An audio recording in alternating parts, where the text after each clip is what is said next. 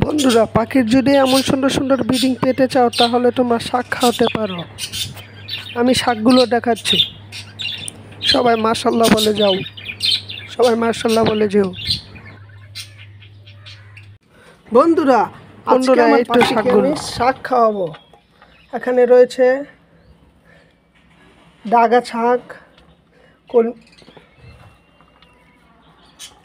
পালং শাক, হজর পাতা শাক, এই তো।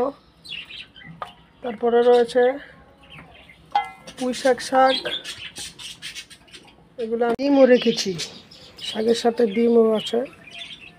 আমি অর্ধেক দেবো, ডিমটা থেকে দিচ্ছি খাবারটা, আপনারা দেখুন। বন্ধুরা দেখো পাখিগুলো কত সুন্দর করে খাচ্ছে।